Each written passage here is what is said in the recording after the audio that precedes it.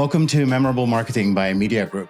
On this podcast, we discuss marketing with leading marketers, and we touch on topics like brand awareness, strategy, conversions, content, SEO, and many different subjects.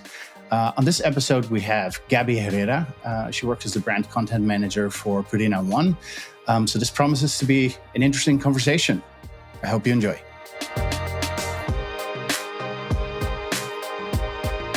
I think the mindset for evolution is set. I think everyone inside of this company is passionate about pets. All right. Let's move on, and perhaps in this section we can talk a little bit more about what it's like to work at your company. Like what is the culture internally, and how you work in terms of teams and different products and so on. The first thing that I thought, talking to you, working for a big company, because I think you're part of Nestle, right? Exactly. Yeah, is that there will be quite a lot of different committees, teams, managers, policies, workflows, tools that you have to use, and so on. We talked a little bit in the beginning about making an impact, making changes, revolution versus evolution. Is that harder to do in a company like this, or surprisingly, it's not the case? I think the mindset for evolution is set, and we see it also because of our CMO, which has just implemented a new tool for us to drive marketing effectiveness. So I think the changes are starting to happen. I would say they are driven by people who is quite top management, like our CMO, but that is quite exciting to see when you are in a company like this.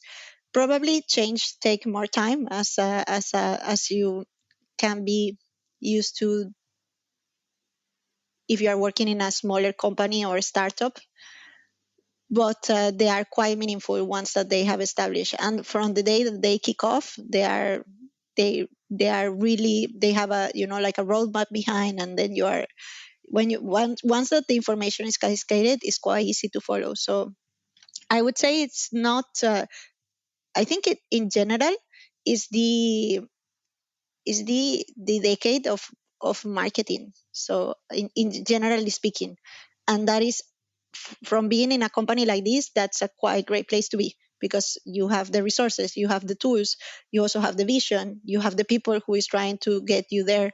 So one of the things I think we might have some, well, not problem, but one of the things that probably isn't that direct is the fact that we work centrally. So I'm part of the central team, the European team.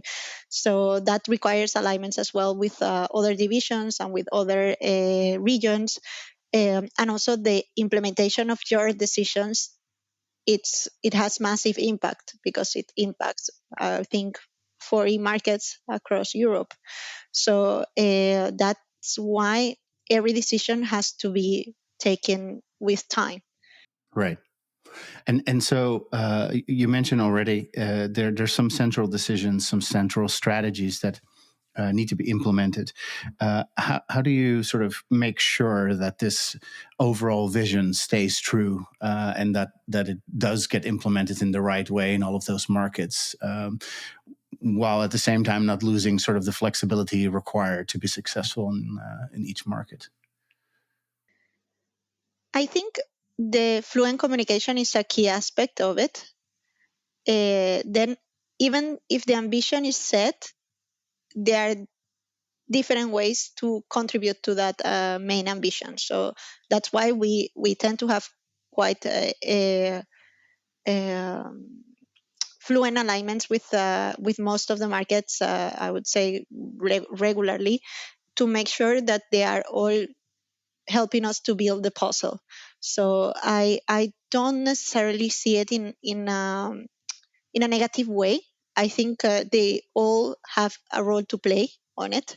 You also need a lot of data that helps you to understand where precisely you would like to put your efforts and how guide the markets on where to have then strong media plans behind it, and a strong media investment to support what they are going to say. But I think that with a good combination of communication with them and also a prioritization on what is really important, you can they can all contribute differently to the overall ambition. All right. So, but you don't end up in situations where one market is doing something completely different than another, and running into issues because of that. Not necessarily running into issues. You can get into situations in which a market is doing something different, but because you have a line that market has a different reality.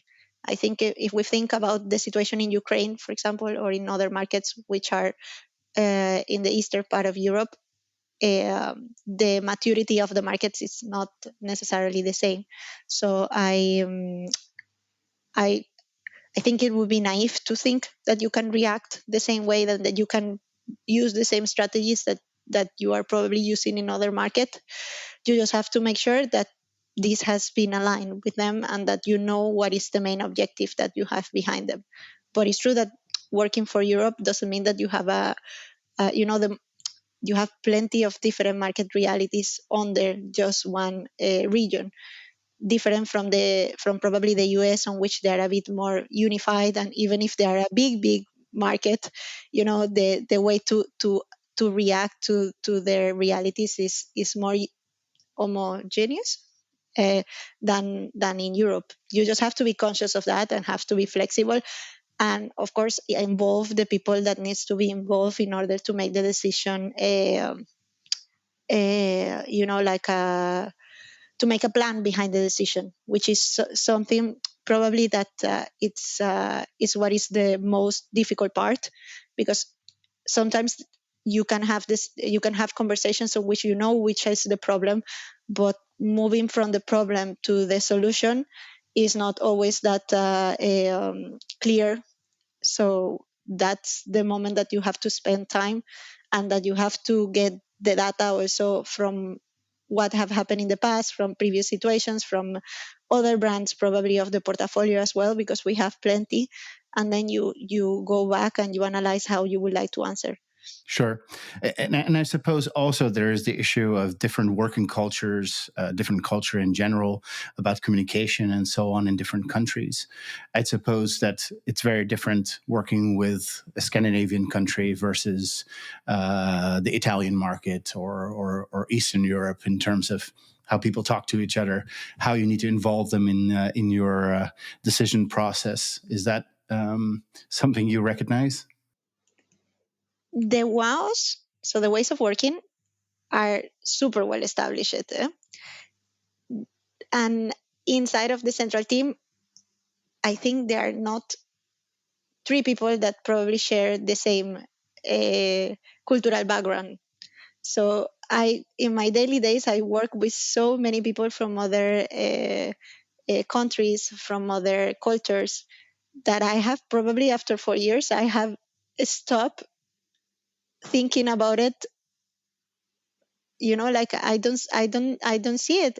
I see it as a way to enrich each of us. So I think as the walls are so established, I don't really think that there is a problem there. Then it's true that sometimes there are some markets on which you probably need to have more contact with, because they need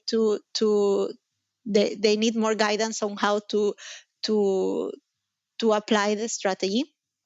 And a great example, I think, is of a market which is always ahead. It's UK. They are well. You have plenty good workers in many markets, but UK is one market which is always quite challenging you as a central team, which is a nice thing to do also when it's contrasted by data.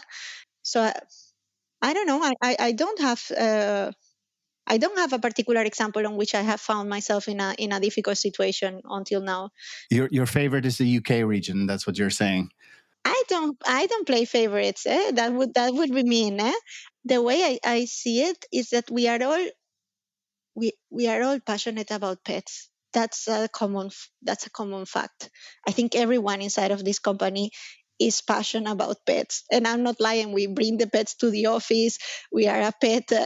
We are quite openly about the way that we are taking care about our pets.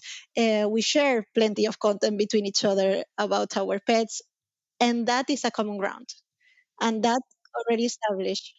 Yes. If your marketing strategy is sort of to align with pet owners to grab their attention, to come across as authentic, it can't be just like a pretty picture that you put in your ads. It has to be sort of living, breathing culture within your company as well.